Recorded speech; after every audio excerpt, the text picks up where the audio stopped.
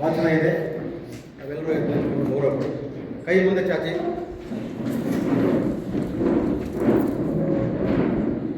ಭಾರತದ ಸಂವಿಧಾನ ಪೀಠಿಕೆ ಭಾರತದ ಜನತೆಯಾದ ನಾವು ಭಾರತವನ್ನು ಸಾರ್ವಭೌಮ ಸಮಾಜವಾದಿ ಧರ್ಮ ನಿರಪೇಕ್ಷ ಪ್ರಜಾಸತ್ತಾತ್ಮಕ ಗಣರಾಜ್ಯವನ್ನಾಗಿ ರೂಪಿಸುವುದಕ್ಕಾಗಿ ಭಾರತದ ಎಲ್ಲ ಪ್ರಜೆಗಳಿಗೆ ಸಾಮಾಜಿಕ ಆರ್ಥಿಕ ಮತ್ತು ರಾಜಕೀಯ ನ್ಯಾಯವನ್ನು ವಿಚಾರ ಅಭಿವ್ಯಕ್ತಿ ನಂಬಿಕೆ ಧರ್ಮ ಮತ್ತು ಉಪಾಸನೆಯ ಸ್ವಾತಂತ್ರ್ಯವನ್ನು ಸ್ಥಾನಮಾನ ಮತ್ತು ಅವಕಾಶಗಳ ಸಮಾನತೆಯನ್ನು ದೊರೆಯುವಂತೆ ಮಾಡುವುದಕ್ಕಾಗಿ ವ್ಯಕ್ತಿ ಗೌರವ ದೇಶದ ಏಕತೆ ಮತ್ತು ಸಮಗ್ರತೆಗಾಗಿ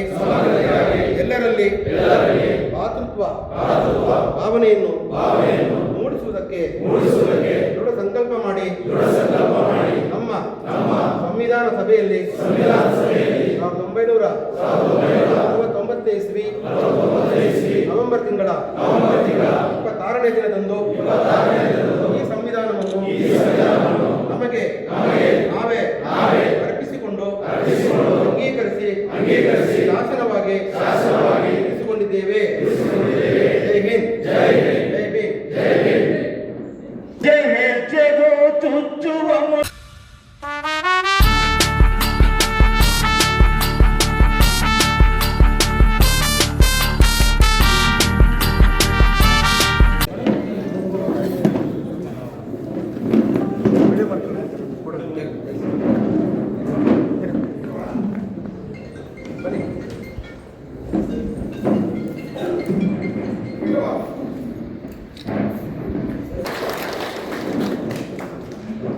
ಜ್ಞಾನದ ಬಲದಿಂದ ಅಜ್ಞಾನದ ಕೀಳು ನೋಡಯ್ಯ, ಜ್ಯೋತಿಯ ಬಲದಿಂದ ಅಮಂತದ ಕೀಳು ನೋಡಯ್ಯ, ಸತ್ಯದ ಬಲದಿಂದ ಅಸತ್ಯದ ಕೀಳು ನೋಡಯ್ಯ, ಕೂಡಲ ಸಂಗನ ಶರಣರ ಅನುಭವದಿಂದ ಎನ್ನ ಭವದ ಕೀಳು ನೋಡಯ್ಯ ಎನ್ನುವ ಹಾಗೆ ವೇದಿಕೆ ಮೇಲೆ ಆಸೀನರಾಗಿರುವ ಎಲ್ಲ ಅಧಿಕಾರಿ ವೃಂದದವರು ದೀಪ ಬೆಳಗಿಸುವುದರ ಮೂಲಕ ಇಂದಿನ ಕಾರ್ಯಕ್ರಮಕ್ಕೆ ಚಾಲನೆಯನ್ನು ನೀಡುತ್ತಿದ್ದಾರೆ.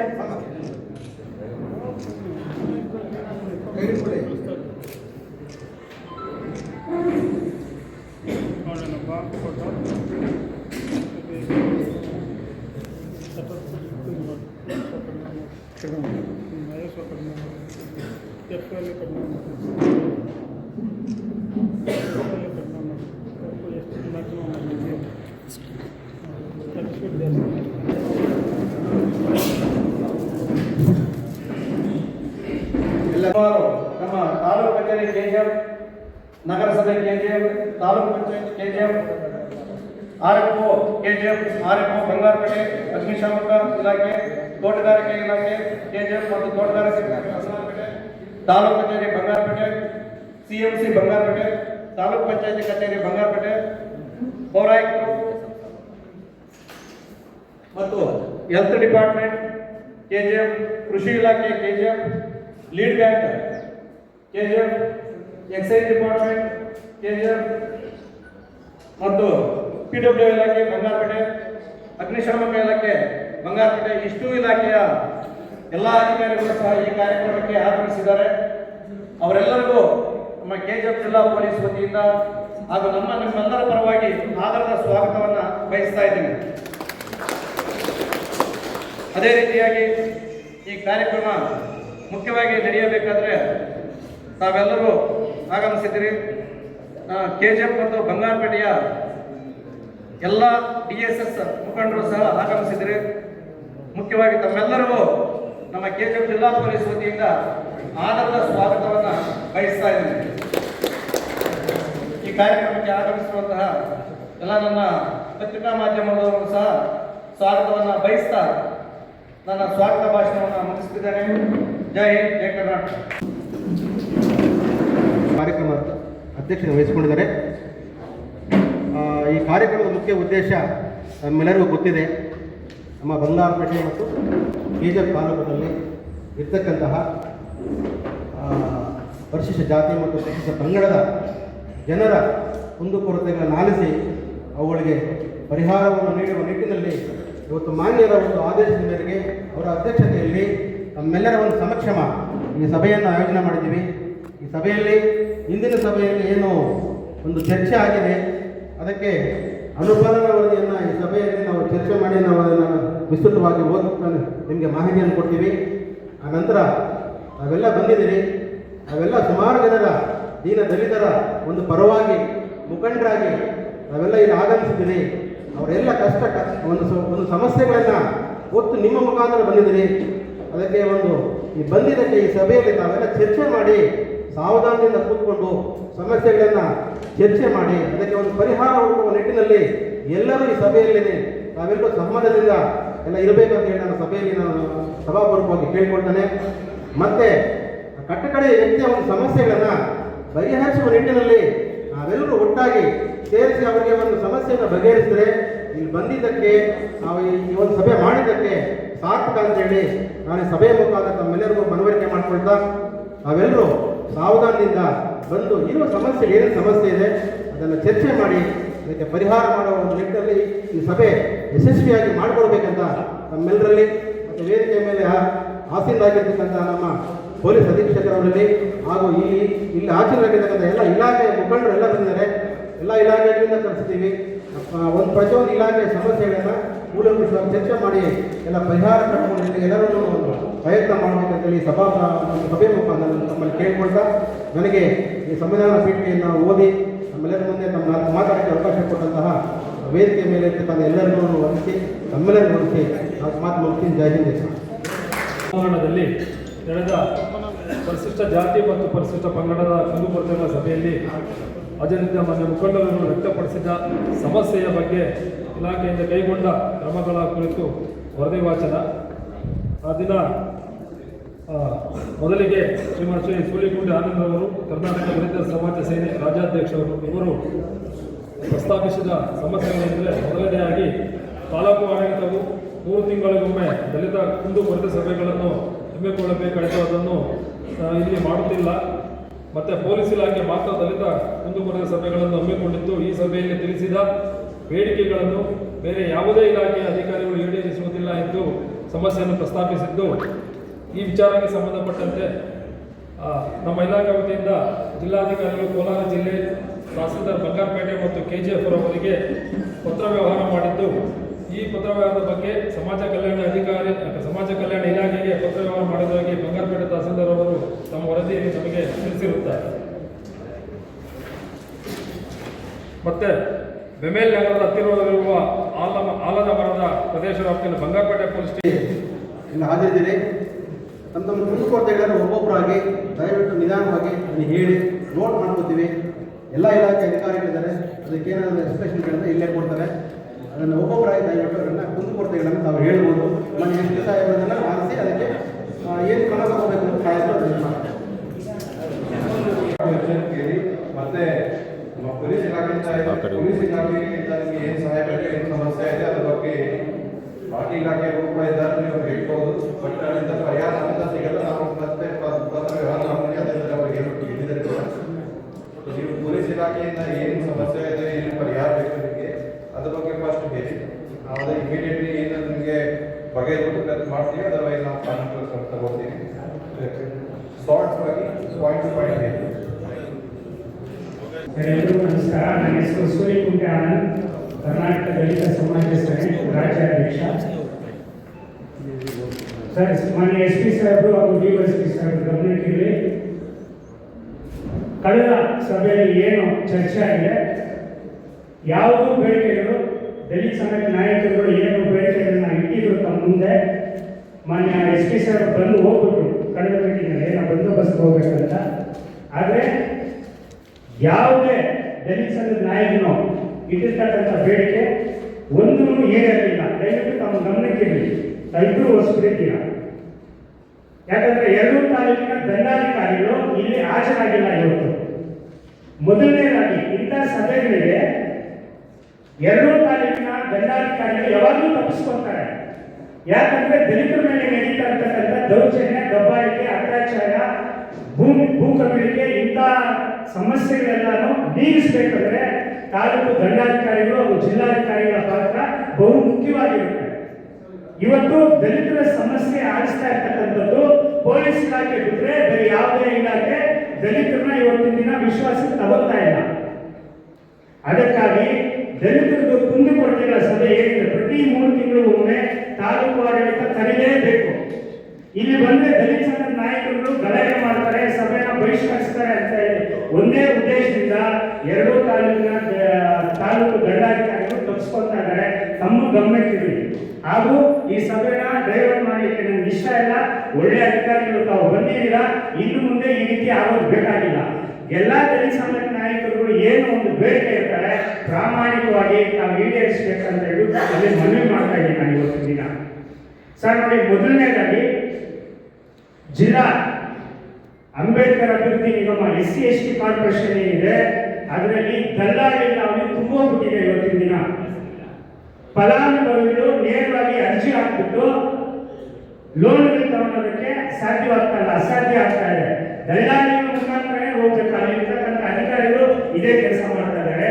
ಎರಡನೇದಾಗಿ ನೀರ್ ಬ್ಯಾಂಕ್ ಏನಿದೆ, ಕೋಲಾರ ಜಿಲ್ಲೆ ನೀರ್ ಬ್ಯಾಂಕ್, ಅಲ್ಲಿ ಬರ್ತಕ್ಕಂಥ SC/STಗಳಿಗೆ ಅನುದಾನ ಏನು ಬರುತ್ತೆ ಬಹಿರಂಗ ಪಡಿಸ್ತಾ ಇಲ್ಲ. ನೋಟಿಸ್ ಬೋರ್ಡ್ ಹಾಕ್ಬೇಕು.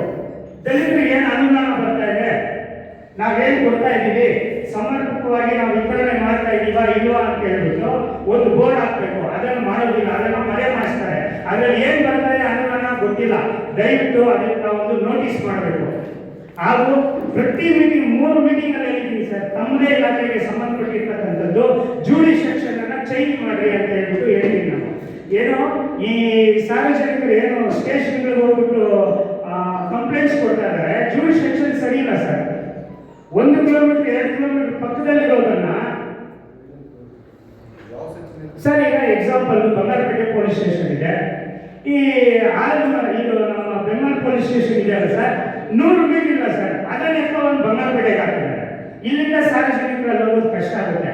ಬಂಗಾರಪೇಟೆ ಪಕ್ಕದಲ್ಲಿ ಇರ್ತಕ್ಕಂಥದ್ದನ್ನ ಎತ್ಕೊಂಡು ಕಾಮಸಂದ್ರಕ್ಕೆ ಹಾಕಿದ್ದಾರೆ. ಕಾಮಸಂದ್ರಕ್ಕೆ ಬರೋದನ್ನ ಎತ್ಕೊಂಡು ಹೋಗ್ಬಿಟ್ಟು ಬೂದಿಕೋಟೆಗೆ ಹಾಕಿದ್ದಾರೆ. ಇದರಿಂದ ತುಂಬಾ ಅನಾನುಕೂಲ ಆಗ್ತದೆ. ದಯವಿಟ್ಟು ಇವನ್ನ ಸರಿಪಡಿಸಿ ಅಂತ 3 ಮೀಟಿಂಗ್ ಅಲ್ಲಿ ನಾನು ಖುದ್ದಾಗಿ ಹೇಳಿದ್ರು ಸಹ ಇದ್ರ ಬಗ್ಗೆ ಗಮನ ಹರಿಸ್ತಾ ಇಲ್ಲ. ಕಂಪ್ಯೂಟರ್ ಆಗುವಾಗ ಆಗಲಿ ಸರ್, ದಯವಿಟ್ಟು.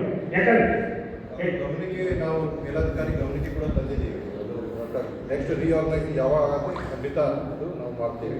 ಆ್ಯಕ್ಚುಲಿ ಅವರು ತಾಲೂಕಾ ಪ್ರಕಾರ ಅವರು ರಿಆರ್ಗನೈಸ್ ಮಾಡಿಬಿಟ್ಟಿದ್ದಾರೆ. ಅದೇ ಪೊಲೀಸ್ ಸ್ಟೇಷನ್ ಲಿಮಿಟ್ ಅದೇ ತಾಲೂಕಾ ಎಲ್ಲಿ ಇರಬೇಕು ಆದರೆ ಬಟ್ ಅದು ಪಬ್ಲಿಕ್ಗೆ ಸ್ವಲ್ಪ ಕನ್ವೀನಿಯನ್ಸ್ ಆಗಲ್ಲ.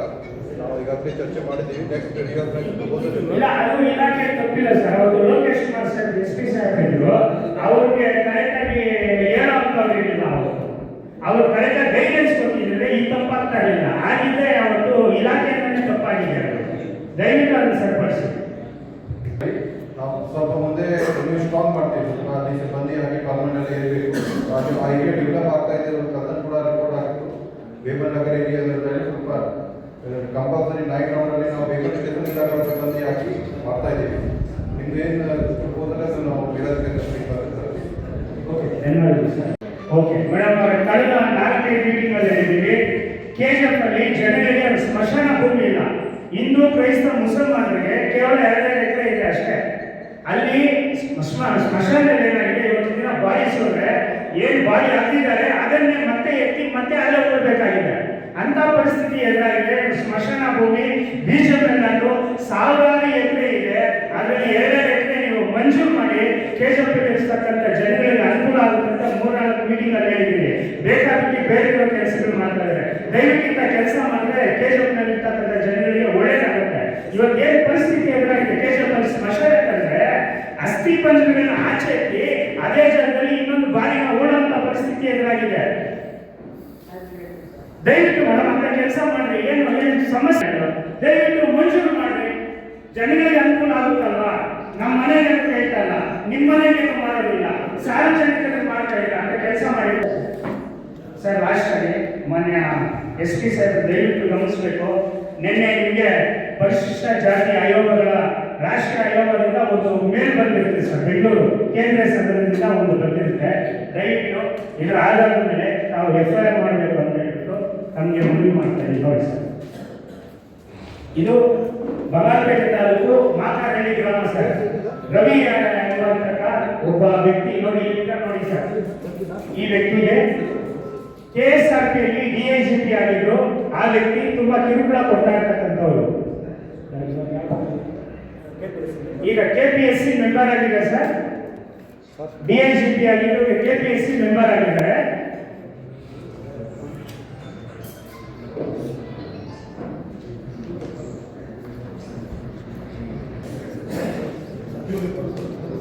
ಇದು ತುಂಬಾ ಪ್ರಾಬ್ಲಮ್ ಆಗ್ತಾ ಇತ್ತು. SP ಸಾಹೇಬ್ರ ಗಮನಕ್ಕೆ ಬರ್ತೀನಿ ಸರ್. ಒಂದು ಆಯ್ತು, SP ಸಾಹೇಬ್ರ ಗಮನಕ್ಕೆ ತಂದ್ಬಿಡ್ತೀನಿ ಅದನ್ನ. ಈ ವಯಸ್ಸಿನ ಸಾಹೇಬ್ರ ಗಮನಕ್ಕೂ ಬರ್ತೀನಿ. ನೀವಿಬ್ರು ತುಂಬಾ ಸಹಾಯ ಮಾಡಿದ್ದೀರಾ. ಯಾರೋ ಮಾರ್ಕೊಂಡೇಗೌಡರು, ಕಿರಣ್ ಸರ್ ಇಬ್ರು ಸಹಾಯ ಮಾಡಿ ಇವ್ರ ಮನೆ ನಿಲ್ಲಿಸಿದ್ದಾರೆ ಸರ್. ಇವತ್ತಿನ ದಿನ ಊರಿಗೆ ಬಂದ್ರೆ ಇವ್ರಿಗೆ ಜಾತಿ ನಿಂದನೆ ಮಾಡುವಂಥದ್ದು, ನೀನ ನೋಡ್ಕೊಂಡ್ತಕ್ಕಂಥದ್ದು. ಊರಲ್ಲಿ ಇವ್ರ ಮೇಲೆ ಯಾವುದೇ ನಿಂದನೆ ಆಗಿಲ್ಲ, ಯಾವುದೇ ಗಲಾಟೆ ಆಗಿಲ್ಲ. ಮನೆ ಕಟ್ಟಿದ್ದಾರೆ, ಸ್ಪಾಟಲ್ಲಿ ನಮ್ಮ ಫೋಟೋ ತೆಗೆದಿರುತ್ತೆ. ನಾನು SP ಸಾಹೇಬ್ ಕಳಿಸ್ಕೊಟ್ಟ ಆಧಾರದ ಮೇಲೆ ಹೋಗಿದ್ದೀನಿ. ಇವರ ಮೇಲೆ ಯಾವ ಬೈಯೋದಾಗ ಊರಿಗೆ ಬಂದಿರೋದಿಲ್ಲ. ಇವರು ಅನ್ನೆಸರಿಯಾಗಿ 10-15 ಅರ್ಜಿಗಳನ್ನು ಪದೇ ಪದೇ ಸಲ್ಲಿಸ್ತಾ ಇದ್ದಾರೆ. ಇವರಿಗೆ ನಾವು ಮೆಮೊ ಕೊಟ್ಟಿದ್ದೀವಿ, ನೋಟಿಸ್ ಕೊಟ್ಟಿದ್ದೀವಿ. ನಿಮ್ಮ ಮೇಲೆ ಆ ರೀತಿ ಏನಾದರೂ ದಾಖಲೆಗಳನ್ನ ಹಾಜರುಪಡಿಸಲ್ಲ. ಇಲ್ಲಿ ತನಕ ಯಾವುದೇ ದಾಖಲೆಗಳನ್ನ ಹಾಜರುಪಡಿಸಿಲ್ಲ. ಬರೀ ಅಲಿಗೇಷನ್ ಅಲಿಗೇಷನ್ ಅಲಿಗೇಷನ್. ಅವ್ರ ವಿಲೇಜ್ಗೆ ಬಂದಿರೋದಿಲ್ಲ. ಅಲಿಗೇಷನ್ ಏನಂದ್ರೆ ನ್ಯಾಯಾಲಯದಲ್ಲಿ ಅವರು ಕೇಸ್ ಹಾಕೊಂಡಿದ್ರೆ ಅದನ್ನು ವಾಪಸ್ ತೆಗ್ಸಕ್ಕೆ ನಮಗೆ ಹೇಳ್ತಾರೆ. ಅದಾಗುತ್ತಾ? ಅದು ಆಗೋದಿಲ್ಲ. ಅವರಿಗೆ ನೀಟಾಗಿ ಹೇಳಿದ್ದೀನಿ ಹಿಂಗೆ ಮಾಡಬೇಕು, ನೋಡಿ ರಿಕ್ವೆಸ್ಟ್ ಇದು ಮಾಡ್ಕೊಂಡು. ಅವ್ರು ಹಂಗಿಲ್ಲ. ನೀವು ನೋಡಿ ಸರ್, ನನ್ನ ಮೇಲೆ ನಾನು ಬಡವ ದಲಿತ ನನ್ನ ಕೇಸ್ಗೆ ಹಾಕೊಂಡಿದ್ದಾರೆ. ಕೇಸ್ ಕೋರ್ಟಲ್ಲಿ ಮನೆ ಪ್ರೊಟೆಕ್ಷನ್ ಕೊಡಿ, ಇವ್ರಿಗೆ ತೊಂದರೆ 100% ಪ್ರೊಟೆಕ್ಷನ್ ಕೊಡ್ತೀವಿ. ಮನೆ ಕಟ್ಟಿದೆ, ಮನೆ ಏನು ಸಮಸ್ಯೆ ಇಲ್ಲ. ಈಗ ಒಂದು 15 ದಿವಸದಲ್ಲಿ ಇನಾಗ್ರೇಷನ್ ಮಾಡ್ಬೋದು. ಕಂಪ್ಲೀಟ್ ಆಗಿದೆ ಮನೆ. ನಾನೇ ಹೋಗಿದ್ದೀನಿ ಸ್ಪಾಟ್ಗೆ, ಫೋಟೋ ಹೊಡ್ಕೊಂಡಿದ್ದೀನಿ. ಅಕ್ಕಪಕ್ಕದ ಮೇಲೆ ಎಲ್ಲ ವಿಚಾರಿಸಿದೆ, ಅಲ್ಲಿ ಯಾವುದೇ ಗಲಾಟೆ ಇಲ್ಲ. ಸರಿ, ಮಾನ್ಯ SP ಸಾಹೇಬರು ಸರ್, ಇಮೇಲ್ ಮುಖಾಂತರ ನಮ್ಗೆ ಬಂದಿರ್ತಕ್ಕಂಥ ಲೆಟರ್ ಮುಖಾಂತರ ಒಂದು FIR ಮಾಡಿ ತನಿಖೆಗೆ ಆದೇಶ ಮಾಡಿ ಸರ್. ಸಾಕು, ತಮಗೆ ಬಂದಿದೆ ಅದು. ಕಂಪ್ಲೇಂಟ್ ಕೊಟ್ಟಿದ್ದಾರೆ, ನಾವು ಪರಿಶೀಲನೆ ಮಾಡ್ತೀವಿ. ಏನಿದೆ ಹ್ಞೂ ಸರ್, ಕಾಗ್ನಿಷಬಲ್ ಆಫೀಸರ್ ಖಂಡಿತ ಮಾಡ್ತೀವಿ. ಆಯ್ತು ಸರ್, ತಮ್ಮ ಮೇಲೆ ನಂಬಿಕೆ ಇದೆ, ಮಾಡಿ. ಆಯ್ತು ಸರ್, ನೋಡ್ತೀವಿ. ಕೋರ್ಟ್ ಆದೇಶದ ಇರ್ತದೆ ಅಥವಾ ರೆವೆನ್ಯೂ ಅವ್ರಿಗೆ ಕೊಡಬೇಕಾಗತ್ತೆ.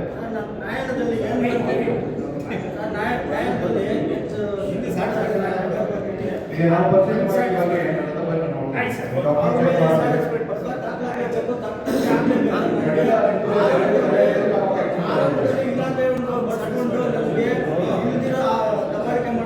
ಆರ್ಥಿಕವಾಗಿ ಮಾನಸಿಕವಾಗಿ ನನಗೆ ಇದು ಮಾಡಿದ್ದಾರೆ.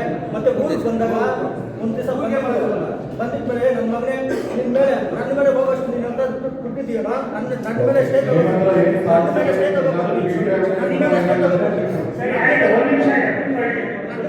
ಸ್ಟೇ ತಗೋಬೋದು.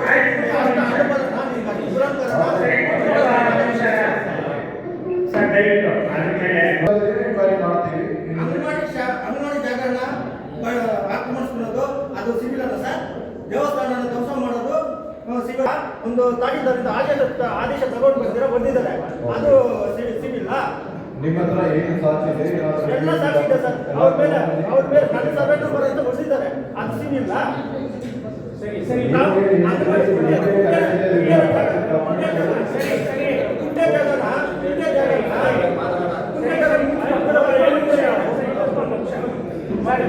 ತನಿಖೆಗೆ ಆದೇಶ ಮಾಡಿ.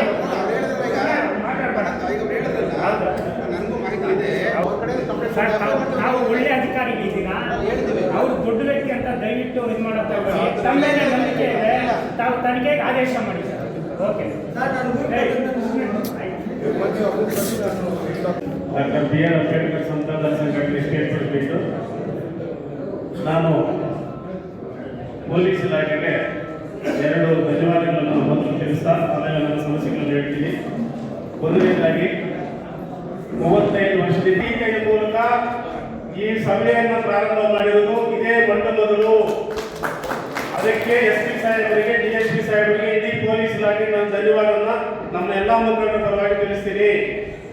ಇದೇ ಮೊದಲು ಕ್ರಾಂತಿಯೊಂದಿಗೆ ನಿಮ್ಮ ಅಡ್ಮಿನಿಸ್ಟ್ರೇಷನ್ ಅಲ್ಲಿ, DSP ಸಾಹೇಬರ ಅಡ್ಮಿನಿಸ್ಟ್ರೇಷನ್ ಅಲ್ಲಿ ಇದೇ ಮೊದಲು ನಾನು ನೋಡಿರೋದು. 35 ವರ್ಷ ಸರ್ವಿಸ್ ಅಲ್ಲಿ.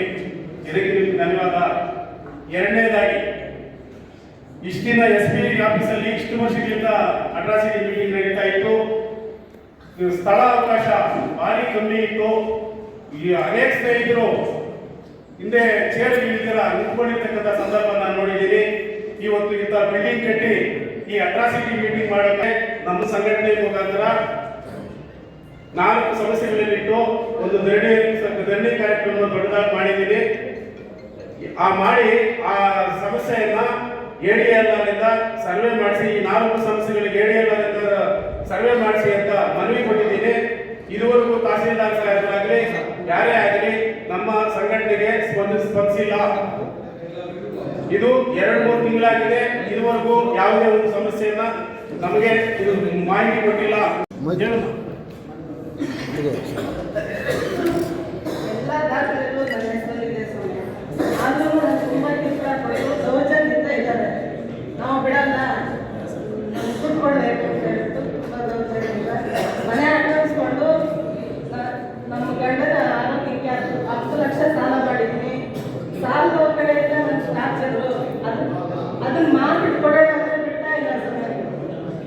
ತುಂಬಾ ತೊಂದರೆ, ಎಲ್ಲೆಲ್ಲೂ ಓಡಾಡಿದ್ದೀನಿ, ಎಲ್ಲೂ ನನಗೆ ನ್ಯಾಯ ಸಿಕ್ಕಿಲ್ಲ. ಸಂಜೆ ಆಗುತ್ತೆ ಎಲ್ಲರೂ ಕೂತು ಅವ್ರ ಯಜಮಾನ ಬಂದು ರೈಲ್ವೆ ಡಿಪಾರ್ಟ್ಮೆಂಟ್ ನಲ್ಲಿ ನಿವೃತ್ತಿ ಹೊಂದಿರ್ತಾರೆ. ಅವ್ರಿಗೆ 40,000 ಪೆನ್ಷನ್ ಬರುತ್ತೆ. ನನ್ನ ಗಂಡ ತಿಳ್ಕೊಂಡು ಅಷ್ಟು ನನಗೆ ಯಾವ ರಕ್ಷಣೆನೂ ಇಲ್ಲ ಸ್ವಾಮಿ. ನನಗೆ ನಿಮ್ಮ ಹತ್ರ 2 ಟೈಮ್ಸ್ ಬಂದಿದೆ, ಯಾರನ್ನೂ ಗಮನ ಹರಿಸಿಲ್ಲ. ನನಗೆ ನ್ಯಾಯನೇ ಸಿಕ್ಕಿಲ್ಲ. ಈಗ ನಾವು ಆತ್ಮಹತ್ಯೆ ಮಾಡ್ಕೊಳ್ಳೋ ಪರಿಸ್ಥಿತಿಯಲ್ಲಿದ್ದೀವಿ. ಆತ್ಮಹತ್ಯೆ ಮಾಡಿ ಆತ್ಮಹತ್ಯೆ ಅಂತ ಏನು ಈಗ ಕಬ್ಜೆ ನಿಮ್ದು ಇದೆ, ನೀವು ಟೆನ್ಷನ್ ತಗೋಬೇಡಿ. ನಿಮ್ಮ ದಾಖಲೆಗಳಿದೆ, ನಿಮಗೆ ಏನು ಟೆನ್ಷನ್ ತಗೋಲಿಕ್ಕೆ ಆಗ್ತಾ ಇಲ್ಲ. ಆ ಟೈಮಲ್ಲಿ ನೀವು ಬಂದಿದ್ದೀರಿ, ಅವರು ನಾವು ಬಂದಿದ್ದೀವಿ ಇನ್ಸ್ಪೆಕ್ಟರ್ಗೆ, ಅವರು ನಿಮಗೆ ಮನೆ ಖಾಲಿ ಮಾಡಿಸಿದ್ರೆ ನಾನು ಮಾರಿ ಆ ಸಾಲ ಕಟ್ಕೊಂಡು ನಾನು ಬಿಸಿ ಊಟ ಮಾಡಿದ್ದಾರೆ. ನನಗೆ ಯಾರು ರಕ್ಷಣೆನೂ ಕೊಟ್ಟಿಲ್ಲ, ನನಗೆ ನ್ಯಾಯನೂ ಕೊಟ್ಟಿಲ್ಲ. ಏನಕ್ಕೆ ಸಮಯ ನನ್ನ ಹೋಗಿ ಹೇಳ್ತೀವಿ ಅವ್ರಿಗೆ ಇಲ್ಲ.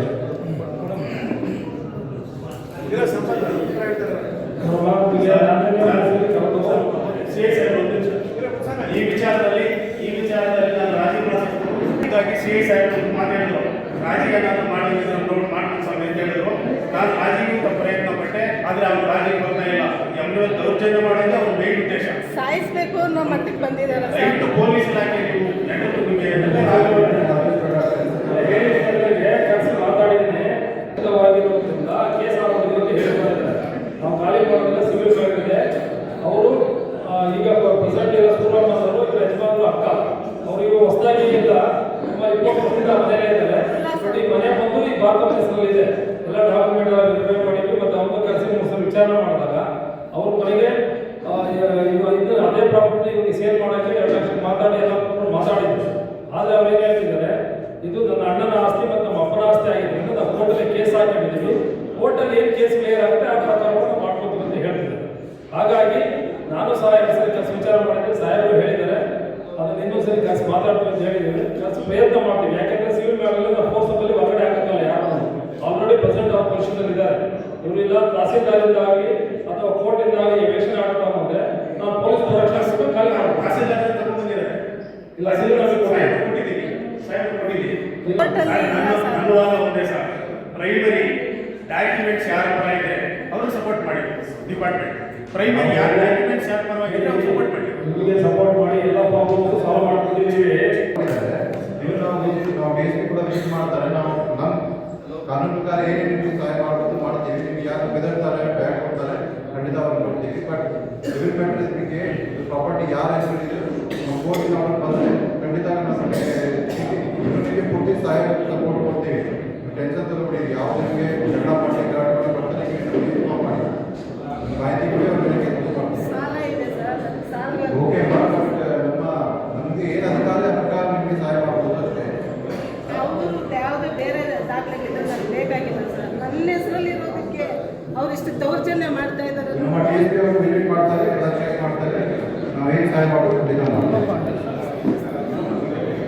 SST State President Samita Sainikar, Educate, Legislate and Organize. ಇವಾಗ ನಮ್ಮ SP ಸಾಹೇಬರು DSP ಎಲ್ಲ ಇನ್ಚಾರ್ಜ್ ತಗೊಂಡ ಮೇಲೆ ನಮ್ಮ KG ಬಂದು ಪೀಸ್ಫುಲ್ ಆಗಿದೆ, ಏನು ತೊಂದರೆ ಇಲ್ಲ. ಇದಕ್ಕೆ ಮುಂದೆ ಏನು ತೊಂದರೆ ಇಲ್ಲ. ಈಗ ಮೊದಲು ಸ್ವಲ್ಪ ಅಡ್ಮಿನಿಸ್ಟ್ರೇಷನ್ ನೋಡಿದರೆ ಸ್ವಲ್ಪ ಎಲ್ಲ ಕಡೆ ಪೀಸ್ಫುಲ್ ಆಗಿ ಕಾಣಿಸ್ತದೆ.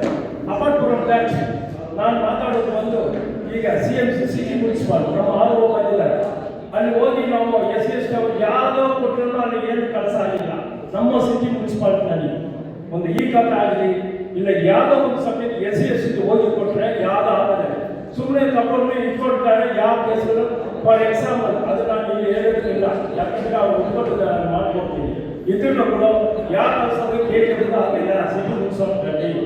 ಈಗ ಪಾಪ ಇವರು ಹೋಗ್ತಾರೆ, ಕೌನ್ಸಿಲರ್ಸ್ ಎಲ್ಲ ಹೋಗ್ತಾರೆ, ಕೆಲವರು ಆಗುತ್ತೆ ಕೆಲವರು ಆಗೋದಿಲ್ಲ. ಇನ್ಎಫಿಷಿಯಂಟ್ ಮುನ್ಸಿಪಾಲಿಟಿ ಈಗ ಆಗ್ತಾರೆ. ನಾನು ಸಾಯಿರೋದು ನಾಲೆಜ್ ತಗ್ತಾ ಇದ್ದೀನಿ.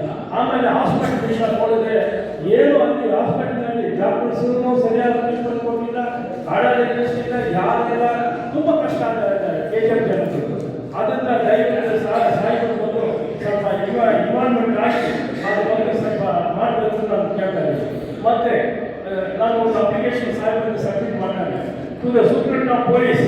Prospectus are the government's meeting very coordination in the SP office. We the Samhita Scientific Association. ಇಂಥ ಸಭೆಗೆ ಸ್ಟೇಷನ್ಗಳು ಕೂಡ ಪ್ರತಿ ತಿಂಗಳು ಏನು ಮಾಡ್ತಾರೆ ಭಾನುವಾರ ಆ ಸಭೆಗಳು ಶ್ರೀನಾಥ್ ಮಾಸ್ತಿ ತಿಂಗಳಲ್ಲಿ ಒಂದ್ಸರಿ ಏನು ದಲಿತ ಕುಂದುಕೊರತೆ ಸಭೆಗಳನ್ನ ಸ್ಟೇಷನ್ಗಳು ಮಾಡ್ತಾರೆ. ಅದು ಸ್ವಲ್ಪ ಕಡೆಗಣನೆಗೆ ಒಳಪಡ್ತಾ ಇದೆ ಸರ್. ಸರಿಯಾಗಿ ಮಾಡ್ತಾ ಇಲ್ಲ, ಸರಿಯಾಗಿ ಇಂಟಿಮೇಷನ್ ಮಾಡ್ತಾ ಇಲ್ಲ, ಸಭೆಗಳಿಗೆ ಸರಿಯಾಗಿ ಯಾರು ಕರೀತಾ ಇಲ್ಲ ಮುಖಂಡರನ್ನ. ಇವತ್ತೇನು ಸಭೆ ಮಾಡಿದ್ದೀನಿ ಇದೇ ರೀತಿಯಲ್ಲಿ ಪ್ರತಿ ಸ್ಟೇಷನಲ್ಲಿ ಕೂಡ ಮಾಡಿ ತುಂಬ ಚೆನ್ನಾಗಿರುತ್ತೆ ಅನ್ನೋದು ಅಭಿಪ್ರಾಯ ಸರ್ ನಂದು. ಮತ್ತೆ ಸರ್ ಮುಖ್ಯವಾಗಿ ಇವತ್ತು ಇಡೀ ರಾಜ್ಯದಲ್ಲಿ ಸಾಮಾಜಿಕ ಜಾಲತಾಣವನ್ನು ಫೇಸ್ಬುಕ್ನಲ್ಲಿ ಗುಲಾಮರ ಹಬ್ಬ ಅನ್ನೋ ಒಂದು ಫೇಸ್ಬುಕ್ ಪೇಜ್ನ ಕ್ರಿಯೇಟ್ ಮಾಡಿಕೊಂಡು ಬಾಬಾ ಸಾಹೇಬ್ ಅಂಬೇಡ್ಕರ್ ಅವರ ಬಗ್ಗೆ, ಸಂವಿಧಾನದ ಬಗ್ಗೆ, ದಲಿತ ಮುಖಂಡರ ಬಗ್ಗೆ, ದಲಿತ ರಾಜಕಾರಣಿಗಳ ಬಗ್ಗೆ, ಇನ್ಕ್ಲೂಡಿಂಗ್ ಹೋಮ್ ಮಿನಿಸ್ಟರ್ ಆಗಿರ್ಬೋದು, ಸೋಷಿಯಲ್ ವೆಲ್ಫೇರ್ ಡಿಪಾರ್ಟ್ಮೆಂಟ್ ಮಿನಿಸ್ಟರ್ ಆಗಿ ಎಲ್ಲರೂ ಕೂಡ ವಿಧ ರೀತಿಯಲ್ಲಿ ಅವಹೇಳನ ಮಾಡ್ತಾ ಇರ್ತಾರೆ ಸರ್. ಈ ಬಗ್ಗೆ ಮಾನ್ಯ ಗೃಹ ಮಂತ್ರಿಗಳಿಗೂ ಈಗಾಗಲೇ ದೂರನ್ನ ಕೊಟ್ಟಿದ್ದೀನಿ. ಮಾನ್ಯ ಗೃಹ ಮಂತ್ರಿಗಳು ಬಂದಾಗ ಕೂಡ ನಾನು ದೂರನ್ನ ಕೊಟ್ಟಿದ್ದೀನಿ. ಈಗ ಆ ಪೇಜ್ನ ಡಿಲೀಟ್ ಮಾಡಿದ್ದಾರೆ. ಅದರ ಬದಲಿಗೆ ದಾಸ್ ಮಂಜುನಾಥ್ ಅಂತ ಒಂದು ಪೇಜ್ ಅನ್ನ ಕ್ರಿಯೇಟ್ ಮಾಡ್ಕೊಂಡಿದ್ದಾರೆ ಸರ್. ಸೇಮ್ ಏನು ಬಾಬಾ ಸಾಹೇಬ್ ಅಂಬೇಡ್ಕರ್ ಅವ್ರ ಬಗ್ಗೆ ಅವಹೇಳನಕಾರಿಯಾಗಿ ಮಾತಾಡ್ತಾ ಇದ್ದಾರೆ. ಬಾಬಾ ಸಾಹೇಬ್ ಅಂಬೇಡ್ಕರ್ ಸಂವಿಧಾನ ಶಿಲ್ಪಿನೇ ಅಲ್ಲ, BM ರಾವ್ ಸಂವಿಧಾನ ಶಿಲ್ಪಿ, ಅವ್ರ ಸಂವಿಧಾನನೇ ಬರ್ತಿಲ್ಲ ಅಂತ ಹೇಳಿ ಬಾಬಾ ಸಾಹೇಬ್ ಅಂಬೇಡ್ಕರ್ನ ತೀವ್ರವಾಗಿ ಅವಮಾನಿಸ್ತಾ ಇದ್ದಾರೆ. ಈ ಬಗ್ಗೆ ನಾನು ಮಾನ್ಯ ಗೃಹ ಮಂತ್ರಿಗಳು ಕೂಡ ಲೆಟರ್ ಕೊಟ್ಟಿದ್ದೀನಿ ಸರ್.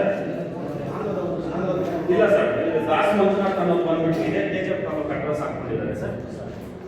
ಇದೇ KGF ತಾಲೂಕು ಅಡ್ರೆಸ್ ಇದೆ ಸರ್. ಪೇಜ್ ಸ್ಕ್ರೀನ್ ಶಾಟ್ ಹಾಕಿದ್ದೀನಿ ನೋಡಿ. ಕೋಲಾರ್ ಗೋಲ್ಡ್ ಫೀಲ್ಡ್ ಅಂತ ಅಡ್ರೆಸ್ ಮೆನ್ಷನ್ ಮಾಡ್ಕೊಂಡಿದ್ದಾರೆ ಪೇಜಲ್ಲೂ.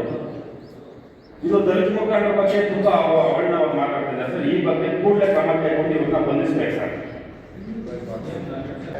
ಪ್ರೀತಿಯ KGF ಮತ್ತು ಬಂಗಾರಪೇಟೆ ತಾಲೂಕಿನ ಎಲ್ಲ ದಲಿತ ಸಂಘಟನೆಯ ಮುಖಂಡರುಗಳೇ ಹಾಗೂ KGF ಮತ್ತು ತಾಲೂಕು ಆಡಳಿತ ಅಧಿಕಾರಿಗಳೇ, ಇಂದು KGF ಪೊಲೀಸ್ ವತಿಯಿಂದ ಪರಿಶಿಷ್ಟ ಜಾತಿ ಮತ್ತು ಪರಿಶಿಷ್ಟ ಪಂಗಡಗಳ ಕುಂದುಕೊರತೆಗಳ ಸಭೆಯನ್ನು ಆಯೋಜನೆ ಮಾಡಿದ್ದಾರೆ.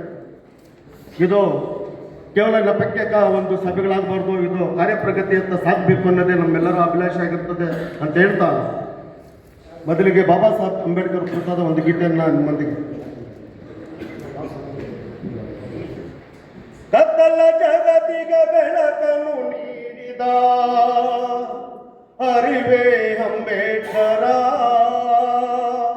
ದಿಕ್ಕು ದಿಕ್ಕುಗೂ ವಂಗಿರಣ್ಣ ಬೀರಿದ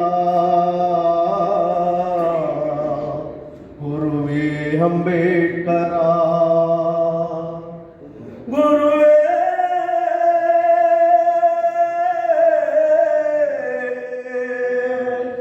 ಅರಿವೇ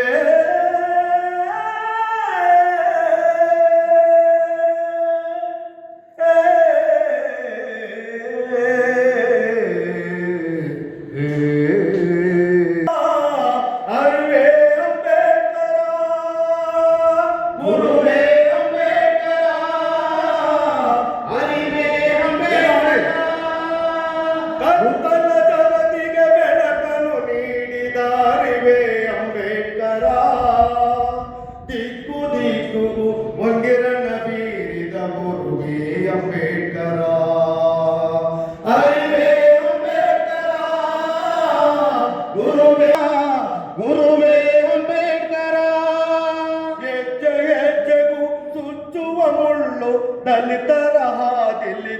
ಕಲ್ಲು ಹೆಜ್ಜೆ ಹೆಜ್ಜೆಗೂ ಚುಚ್ಚುವ ಮುಳ್ಳು ದಲಿತರ ಹಾದಿಲಿ ಬರಿ ಕಲ್ಲು ಹೋದಲೆಲ್ಲ ಹಸಿದಿಗಲು ಗುಡುಗಾಗಿ ಗುಡುಗಿದ ನೀ ಕಾರ್ಮುಗಿಲು ಗುಡುಗಾಗಿ ಗುಡುಗಿದ ನೀ ಕಾರ್ಮುಗಿಲು ಶಾಸನಗಳು ಶಸ್ತ್ರಗಳಾಗಿ